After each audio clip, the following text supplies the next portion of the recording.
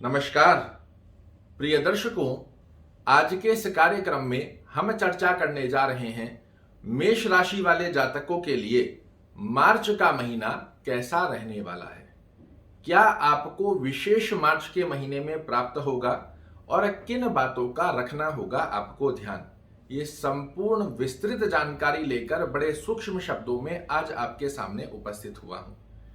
साथ ही एक ब्रह्म की भी आपको बताऊंगा जिसका पालन कर कर मार्च महीने को आप बना सकते हैं यादगार। यहां एक बात से आपको अवगत अवश्य कराना चाहूंगा, मार्च के महीने में एक ऐसी तारीख आ रही है जो कि है 13 मार्च, जहां से आपके जीवन में आएगा एक बहुत बड़ा बदलाव। क्यों और कैसे, इसे हम आगे समझेंगे।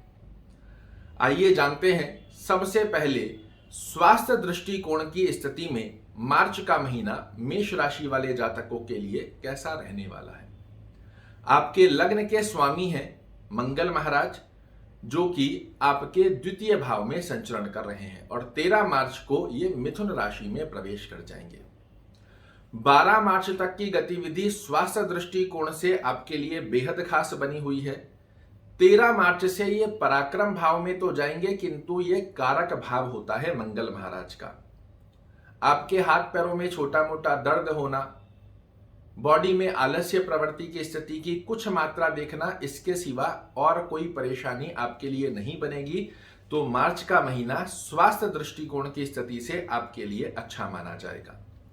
बात करें यदि करियर दृष्टिकोण की स्थिति का योग किस प्रकार के संकेत दे रहा है, तो जो मैंने अभी आपको कहा था कि 13 मार्च आपके लिए बहुत विशेष है, वो यही है कि 13 मार्च को आपके कर्म भाव के स्वामी शनि महाराज उदय अवस्था में आने वाले हैं और आपके कर्म भाव के शनि महाराज आय भाव में उदय हो रहे हैं। ये बहुत ही श्रेष्ठ कारक अवस्था में आपको लाभान्वित करता हुआ पाया जाएगा, जहां आपको कर्म क्षेत्र में बड़े अच्छे लाभ देखने को मिले। अपनी कर्म दक्षता के दम पर आप जीवन में श्रेष्ठ धन को अर्जित करें, यही इस तारीख से ही आपको ये श्रेष्ठ गत अवस्था देखने को अवश्य मिलेगी। बात करें यदि फाइनेंस दृष्टिकोण की स्थिति क्या संकेत दिखा रही है, तो आपके धन भाव के स्वामी होते हैं शुक्र महाराज, जो कि वर्तमान समय में द्वादश भाव में चल रहे हैं। हालांकि ये इनकी उच्च राशि है, किंतु आपकी कुंडली के आधार पर ये द्वादश भाव में चल रहे हैं और 12 मार्च को ये आपके लग्न में प्रवेश कर जाएंगे। ऐसी स्थिति में 1 मार्च से लेकर 12 मार्च की गतिविधि में धन से संबंधित छोटे छोटे कार्य आपके रुक सकते हैं, किंतु 12 मार्च के पश्चात धन से संबंधित कोई भी कार्य आपके नहीं रुकेंगे।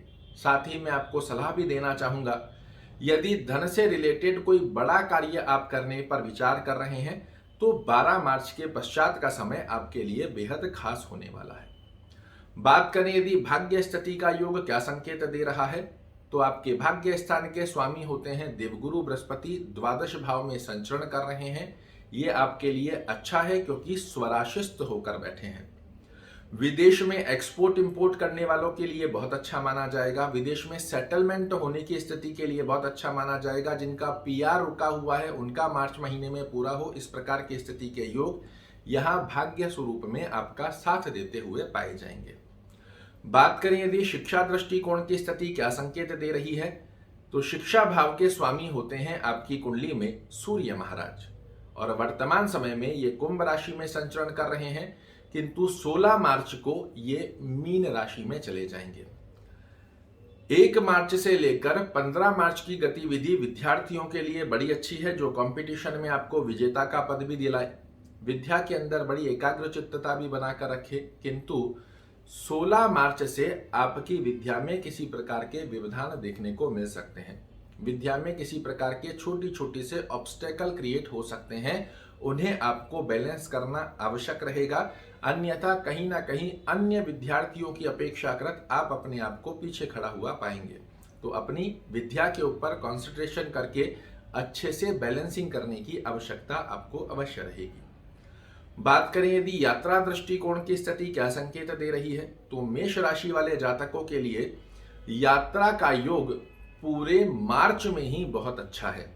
किंतु अगर मैं विशेष अवस्था में बताऊं तो 12 मार्च के पश्चात आपके द्वारा की गई यात्राएं निश्चित रूप से आपको सफलता प्रदान करने वाली होगी।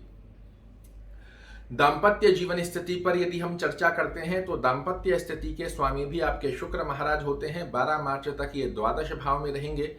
12 मार्च के पश्चात ये लग्न में बैठकर अपने ही घर को देखेंगे। हालांकि द्वादश भाव में वैवाहिक गतिविधियों के आधार पर शुक्र महाराज का होना अच्छा माना जाता है, किंतु उस अवस्था में और अच्छी गतिविधि का जो योग बनकर आएगा ये 12 मार्च के पश्चात आएगा। और अंतिम स्वरूप में प्रेम संबंधित गतिविधियां मार्च के महीने में आपको बैलेंसिंग करके रखनी पड़ेगी 16 मार्च के पश्चात, अन्यथा अंडरस्टैंडिंग रिलेटेड इशू क्रिएट हो सकते हैं।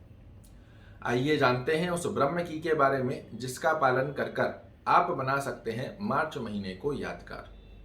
देखिए, बहुत साधारण सी गतिविधि है। आज के समय में वो व्यक्ति बहुत प्रसन्न मुद्रा का अनुभूति करता है जिसके पास परिपूर्णता से धन है। और धन कहां से आता है? कर्म से। कर्म की स्थितियां और धन की स्थितियों को परिपूर्ण करने के लिए 13 मार्च से शनि महाराज बाध्य होने जा रहे हैं आपकी कुंडली में। ऐसी स्थिति में पूरे मार्च के महीने में शाम के समय में सूर्य अस्त के पश्चात ओम शन शनिश्चराय नमः का जाप करना और शनि चालीसा का नित्य रूप से पाठ करना।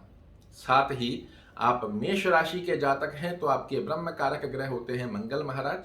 हनुमान चालीसा का पाठ करने की नियमबद्धता आप मार्च महीने में बनाकर रखते हैं, अद्भुत रूप से देखने को मिलेंगे आपको लाभ। आशा करता हूं मेरे द्वारा दी गई ये जानकारी आपको पसंद आएगी। कल फिर से एक नई जानकारी लेकर आपके सामने उपस्थित होऊंगा। तब तक के लिए नमस्कार।